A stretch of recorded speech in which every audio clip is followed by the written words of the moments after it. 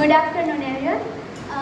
અત્યારે બધા મહત્વ સમજ્યું, પછી એની જે સાહિત્યિક બધું કીધું, તો આ બધી વસ્તુ આપણે ઉજવે શું કામ છે? હું આજે એના વિશે કહીશ. શિક્ષણમાં આ બધા દિવસોનો ઉજવવાનું મહત્વ શું કામ છે?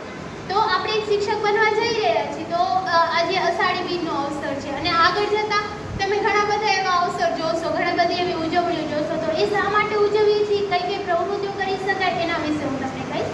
આજનો દિવસ એટલે અષાઢી બીજનો દિવસ. તો અષાઢી બીજનો દિવસ ઉજવવાનું મહત્વ એ છે કે આપણા સામે જે બાળકો હોય તેમને આપણા કચ્છની સંસ્કૃતિ વિશે સમજાય, પ્લસમાં આપણા કચ્છી સાહિત્યકારોની જે કૃતિઓ છે એના વિશે પણ માહિતી આવે. ઘણી કૃતિઓ અષાઢી સાંજ તમે કદાચ સાંભળ્યું હોય, ઝવેરચંદ મેઘાણીની છે, 3જા ધોરણમાં એ કાવ્ય આવતી ભણ્યા હશે.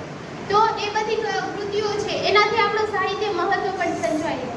પ્લસમાં આપણા કચ્છી એ દિવસે આપણે કચ્છને રિપ્રેઝેન્ટ કરીએ છીએ, એટલે આપણા કચ્છને લગતી જે બાબતો છે એના વિશે પણ બાળકો અવગત થાય. અને આ રથયાત્રા શા માટે નીકળે છે? તો એવી ઘણી બધી કથાઓ છે કે કંસનો બોલાવો આવ્યો હતો ત્યારે આક્રૂરજી પહેલી વખત જ્યારે શ્રી કૃષ્ણને મથુરા લઈ જતા હતા ત્યારથી આ રથયાત્રાની શરૂઆત થઈ છે.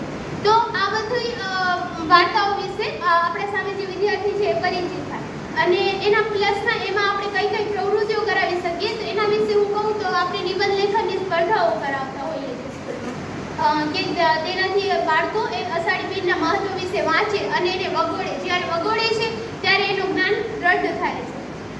પછી એના સિવાય બીજી પ્રવૃત્તિઓમાં તો આપણે આજે જે આયોજન કર્યું કે કચ્છી લોકગીત ગાયા, પછી સ્પીચ આપી, એ બધી વસ્તુઓ પણ આપણે રિપ્રેઝેન્ટ કરી શકીએ છીએ.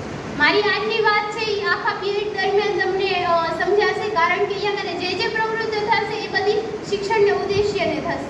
એટલે આ જે અહીંયા પ્રવૃત્તિ થાય છે એ એટલા માટે થાય છે કે આપણે જ્યારે શિક્ષક બનશું અને આપણી જ્યારે સ્કૂલ જશું ત્યારે એ આપણે રિપ્રેઝેન્ટ એવી રીતે કરી શકીએ અને આપણે પણ એનું મહત્વ સમજાવી શકીએ. આજે આપણને ઘણી બધી નવી નવી માહિતીઓ મળી, એવી રીતે આપણા સામે જે ઓડિયન્સ હશે એને પણ માહિતી મળે, એના માટે છે.